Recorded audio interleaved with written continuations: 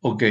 En la clase de ayer quedamos en la clasificación de la empresa atendiendo a las operaciones. Por favor, apáguenme el micrófono, por favor. Cuando vayan a preguntar o tengan alguna duda, lo pueden activar. Bien. Seguimos con los tipos de empresa. Según su naturaleza, ¿qué es ser una empresa individual? Aquí conocemos como empresa individual.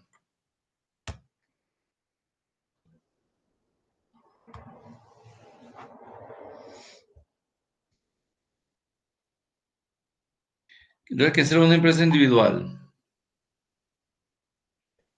La que está conformada por una sola persona. Exactamente, una empresa individual es aquella que está conformada por una sola persona y no necesita requisitos legales para aperturarla. Por lo tanto, podemos decir que una empresa individual está formada por una sola persona y se dice que es una empresa de un solo dueño. Tal caso el comerciante que se ocupa de la tienda, el labrador que dirige su propia explotación o también el artesano que trabaja en la industria. Se dice que es una empresa individual la que pertenece a un solo individuo, aunque en ella trabaja un gran número de personas, pero el vínculo, las responsabilidades, las obligaciones, las deudas es contraída por esa sola persona. A esa le llamamos empresa individual. Sin embargo, existe otro tipo de empresas cuando ya está por encima de una sola persona que llamamos sociedades. Esas sociedades vamos a analizarlas en 4 fases: las sociedades mercantiles, las sociedades civiles, las sociedades de regímenes especiales y las asociaciones de 2 o más estados. Las sociedades podemos conceptualizarla como la reunión de 2 o más personas que ponen en común sus bienes de trabajo o su industria en alguna de estas cosas para la consecución de un bien determinado, que es decir, de 2 o más personas que se unen para lograr un vínculo de lucro, de beneficio, ya sea una empresa productiva, privada, pero también existen sociedades públicas, las cuales persiguen un fin, prestar un servicio de calidad, prestar un bienestar económico y social a la población, tales como las sociedades anónimas de las empresas del Estado. Ahora bien, ¿a qué le llamamos sociedades mercantiles? La sociedad mercantil eh, podemos establecer que está considerada, ¿verdad?, o tiene la finalidad de un objeto de lucro, como la palabra indica. Mercantilidad significa lucro, significa beneficio, es decir, son sociedades que se constituyen para repartir beneficios y se constituyen mediante arreglos o disposiciones mercantiles establecidas en el Código Civil y en la ley del comerciante según cada país.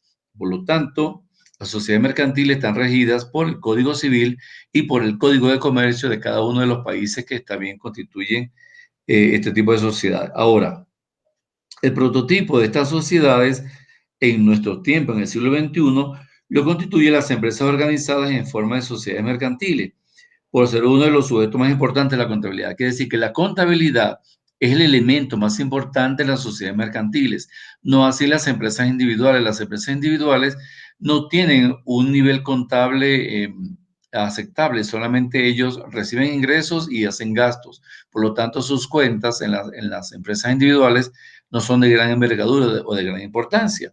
Pero sí en las sociedades mercantiles, porque ellos tienen que pagar impuestos sobre la renta, tienen que presentar ante el SRI algunos libros contables, libros de inventarios, libros de activos fijos, y es allí donde se determina la probabilidad de la eficiencia a nivel de esas cuentas mercantiles.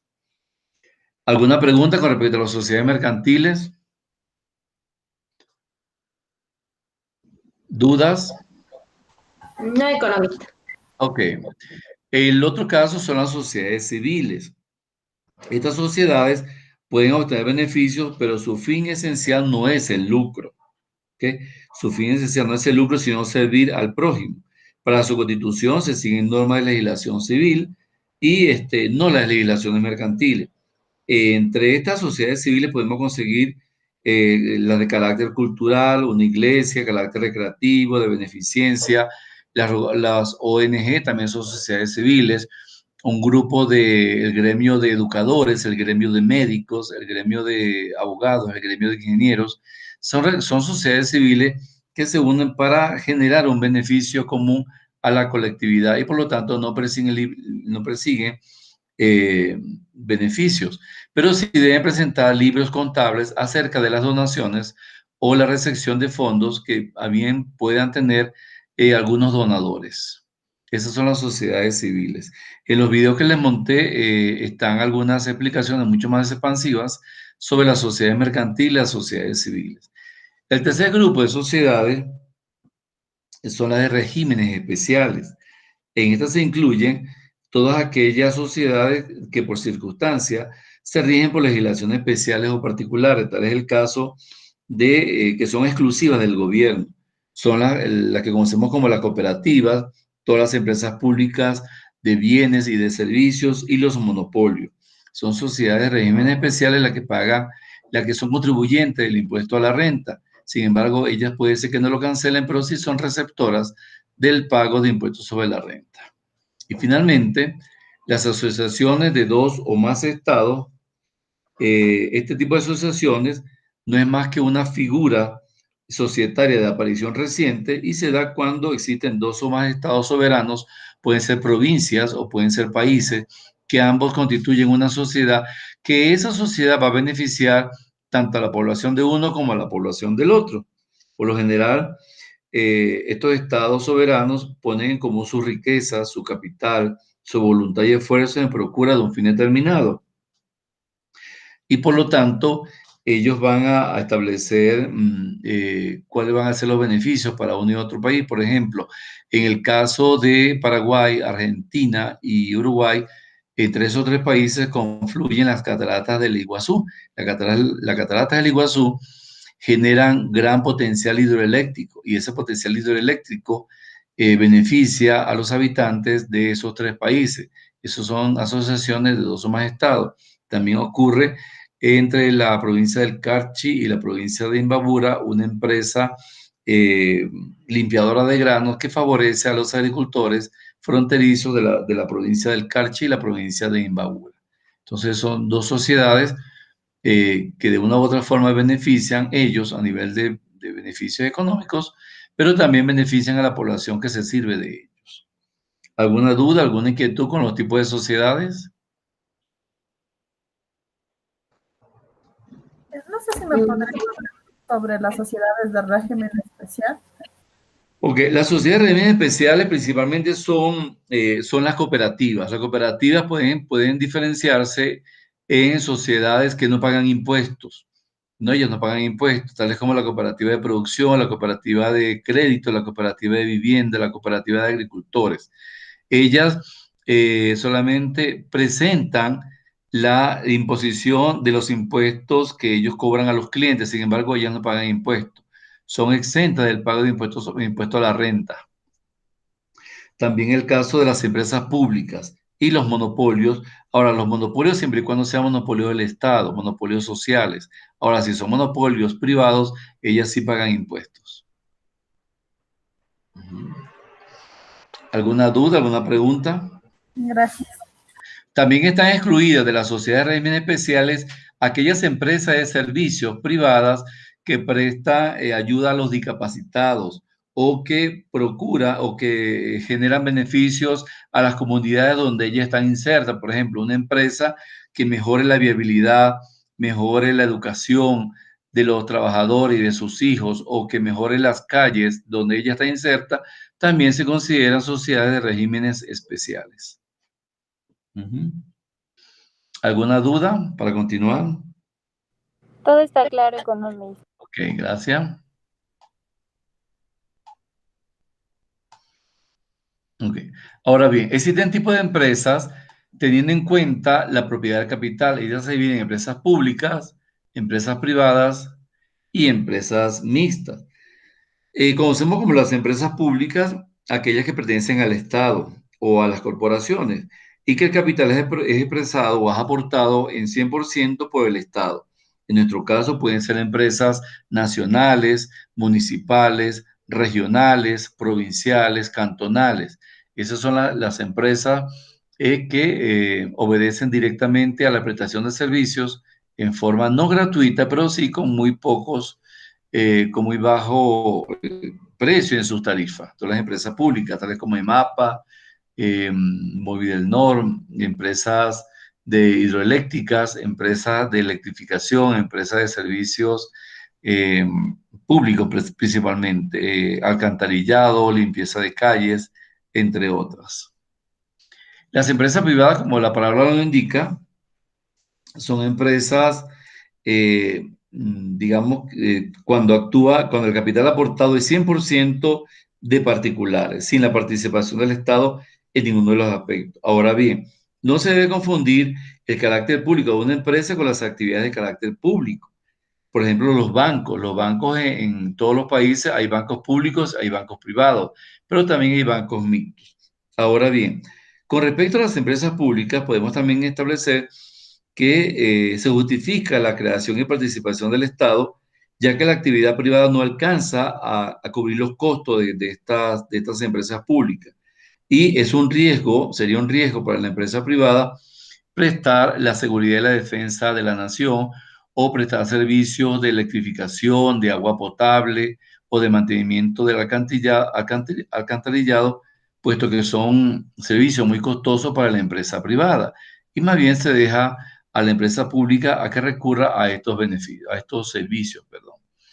Y con respecto a las empresas mixtas, como la palabra lo indica, es donde el capital es aportado 50% a la empresa privada y 50% a la empresa pública. Por lo tanto, no se debe, esas empresas mixtas obedecen al gran porcentaje, principalmente puede ser de empresas privadas o un gran porcentaje puede ser de empresas mixtas según lo establezca los estatutos y la resolución de beneficios a prestar. ¿Alguna duda con respecto a las empresas en base a la propiedad del capital? No, economista. Bien. Y en base a su dimensión o tamaño, la clasificación obedece a microempresas, pequeñas empresas, medianas empresas, grandes empresas y empresas multinacionales. Se plantea por lo general que las microempresas obedece a la contratación de trabajadores entre 1 y 10 trabajadores o entre 1 y 9 trabajadores.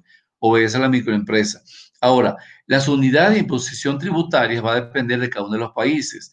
Cada país establece cuál es el monto de las ventas anuales para cada tipo de empresa. En el caso de las microempresas, son empresas que contratan entre 1 y 9 trabajadores. En el caso de la pequeña empresa, se estima la empresa que contrata entre 10 y 49 trabajadores y en la mediana empresa entre 50 y 100 trabajadores. Las grandes empresas a menos de 100 trabajadores, pero cercano entre 90 y 100 trabajadores. Y las multinacionales, que son empresas que trascienden a otros países y pueden aperturar sucursales en otros países, supera a los 200 trabajadores en el caso. Ahora bien, estas pequeñas empresas, por lo general, el propietario realiza personalmente todas las tareas de administración, asume el rol volitivo, directivo y ejecutivo. Se trata de empresas de negocios ambulantes, kioscos, pequeños almacenes y ocupa un número muy pequeño. En el caso de Ecuador, se ocupan a 25 trabajadores las pequeñas empresas, en el caso específico de Ecuador. Pero por regulación teórica, las pequeñas empresas ocupan entre 10 y 49 trabajadores. Las empresas medianas, por su parte, la característica principalmente obedece a que el órgano volitivo o legislativo, tanto el como el directivo, se concentra en el control de los dueños. Son los dueños quienes ejercen el control de esas medianas empresas. Y por lo general, en el caso de Ecuador, ocupa a menos de 100 trabajadores, entre 50 y 100 trabajadores. Las grandes empresas, aquí sí existe una marcada división entre el órgano directivo y el órgano volitivo. Ellos obedecen a que generan mucha producción, mucho trabajo y por lo general se ocupa de más de 100 trabajadores. Ahora, desde el punto de vista administrativo, estas grandes empresas se pueden clasificar en empresas indivisas y empresas divididas. ¿Han oído ustedes los conceptos de lo que es una empresa indivisa y empresa dividida? No. Ok. Si una empresa comercial establece su negocio desde una casa central o casa matriz, se dice que es una empresa indivisa, cuando ella domina todo el aspecto económico, jurídico, político, financiero, administrativo desde una casa matriz. Y sus sucursales obedecen a una alta dependencia de esa casa matriz. ¿Ok? En cuanto a la producción, a la prestación de servicios, uniformes, sueldos y salarios, y selección del personal, obedece todo a la casa matriz. Se llama empresas indivisas. Ahora bien, si los órganos locales administran con cierta independencia o cuando hay una casa matriz, pero ella no dirige las sucursales, sino que cada sucursal escoge su personal, sus proveedores, sus clientes, sus políticas, sus valores y su misión, se le llama empresa dividida. Se le llama empresa dividida. Por lo tanto, las empresas indivisas es cuando dependen económica, administrativamente de una casa matriz y sus sucursales siguen el régimen de esa casa matriz. Y la empresa dividida es cuando la casa matriz no las controla, pero sí está sujeta en forma de franquicia a poder, digamos, ayudarlas en caso de que estas sucursales no puedan mantenerse económicamente a nivel nacional o a nivel regional. Por ejemplo, una central, las sucursales que tienen una persona jurídica depende directamente de la casa matriz. Sería una empresa indivisa cuando hay una dependencia de la casa matriz.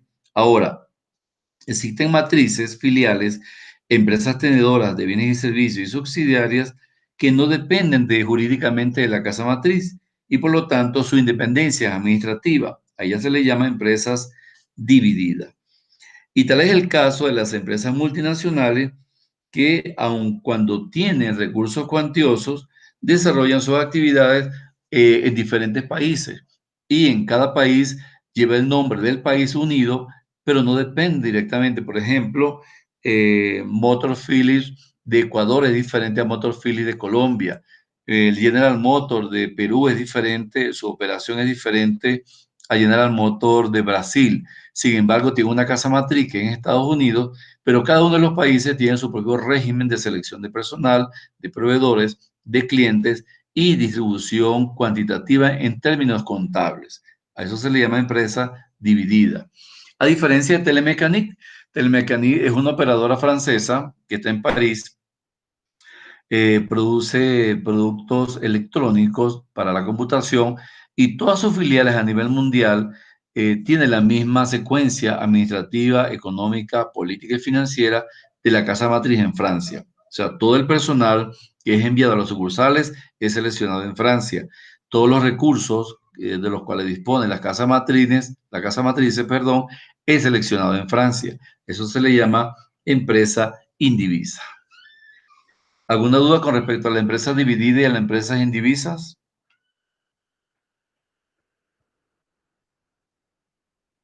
¿No hay duda? Seguimos. ¿Qué es una sociedad? ¿Qué entienden ustedes por una sociedad? ¿Qué es una sociedad?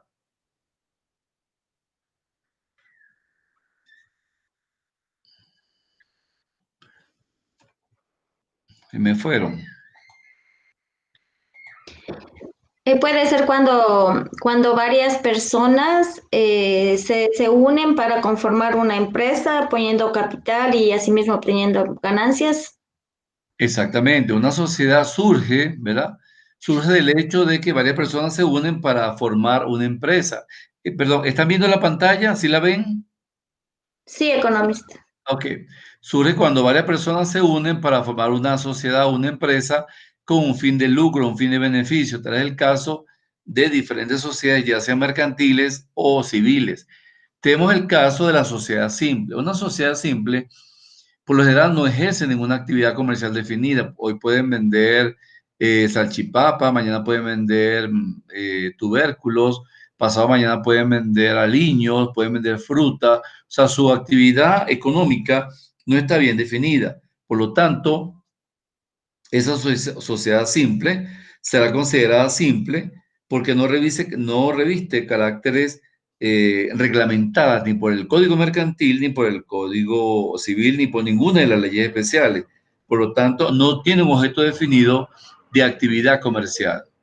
La administración de la sociedad puede estar a cargo de cualquiera de los socios. O sea, no hay una definición exacta porque no hay organigramas, no hay manuales, no hay una jurisdicción que le permita atribuirse cargos dentro de la sociedad y no hay un pacto o contrato expreso que regule los derechos de los socios.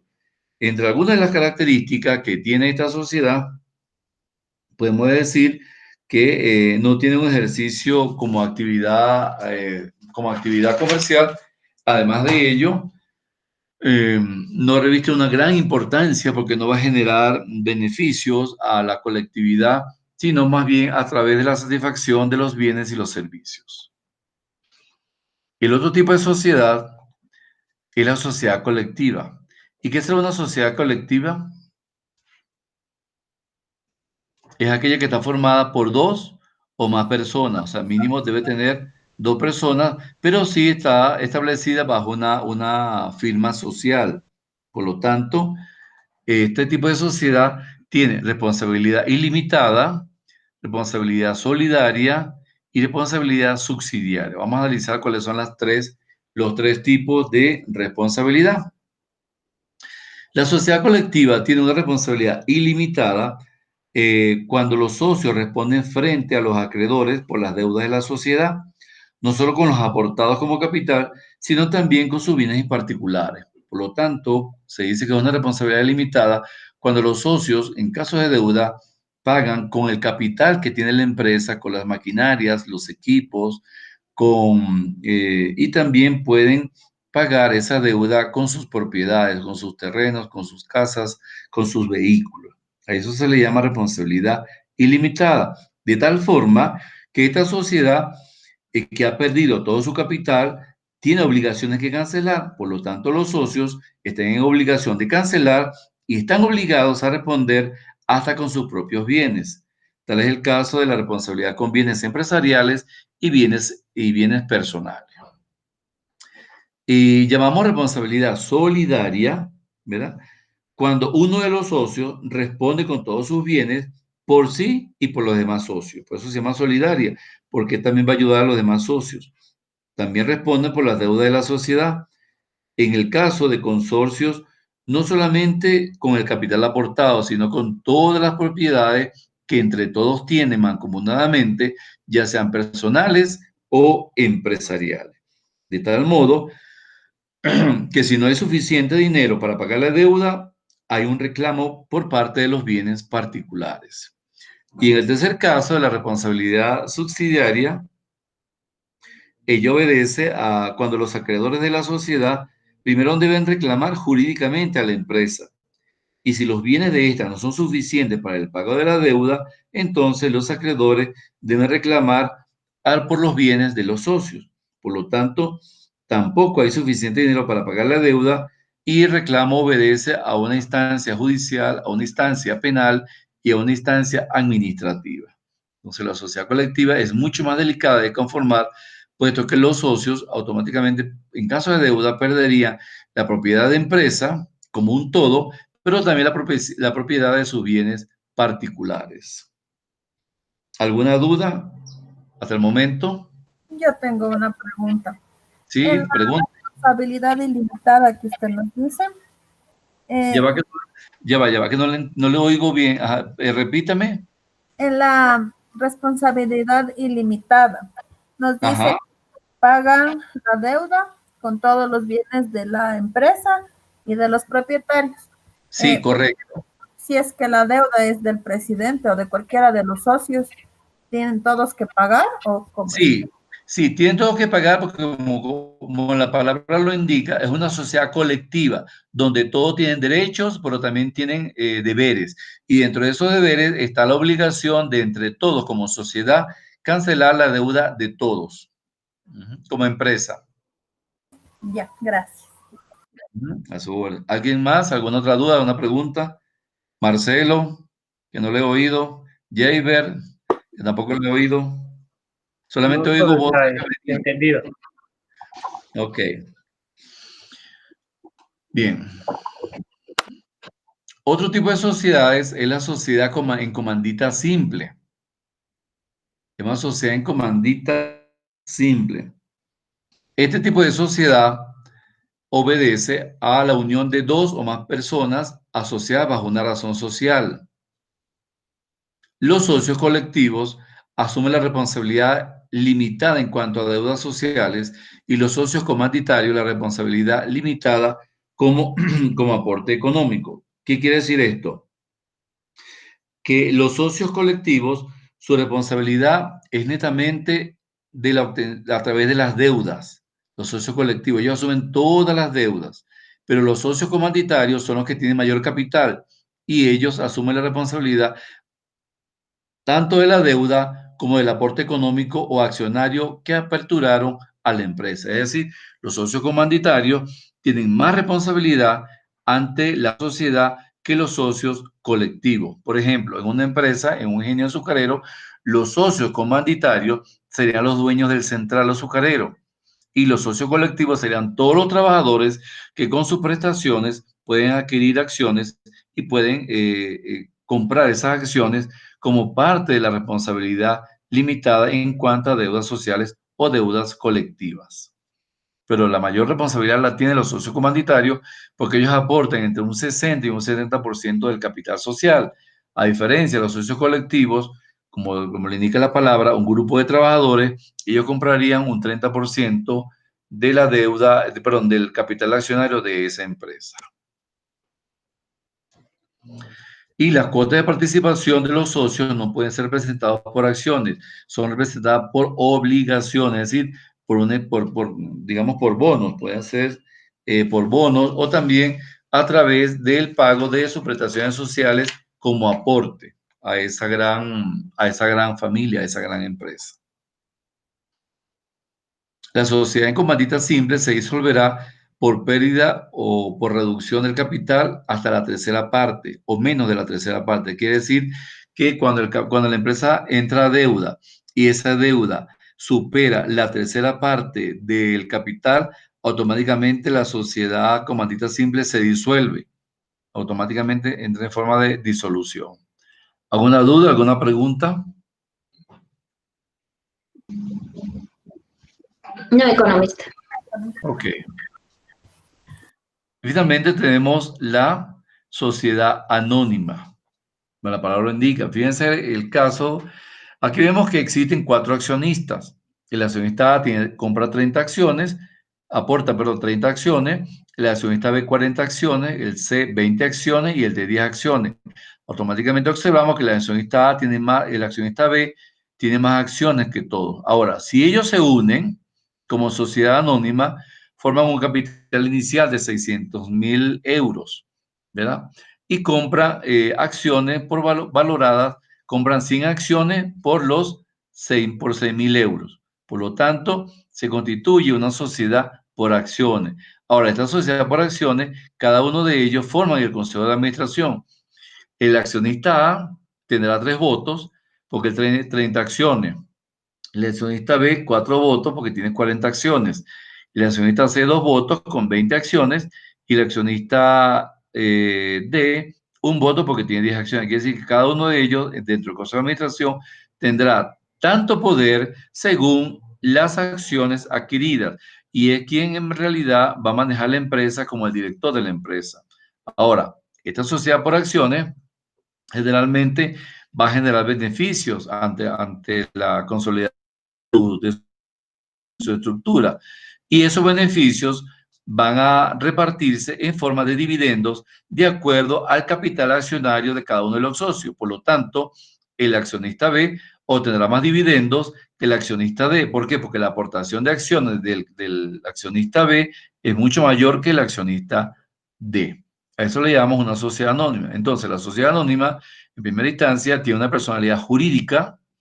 Los socios son representados por acciones, es decir, que aquel socio que tenga más acciones tendrá mayor capacidad de tomar las riendas de la empresa.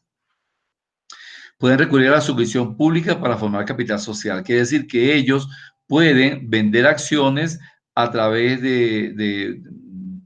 a través de adquisición externa de la empresa. Ahora bien, esas acciones primero deben negociarse con los socios de la empresa.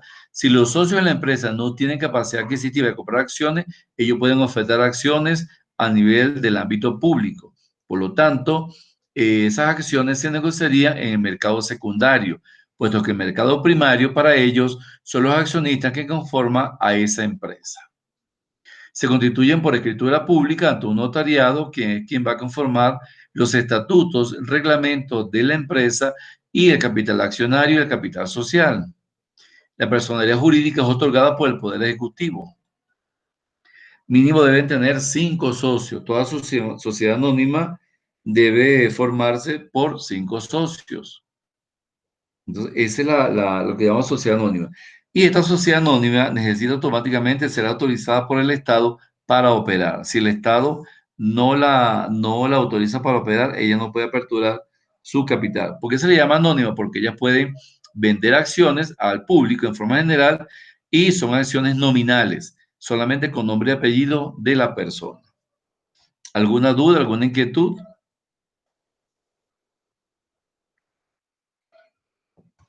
No economista. Ok. Bueno, hoy vamos a darlo hasta aquí para mañana seguir completando la clase.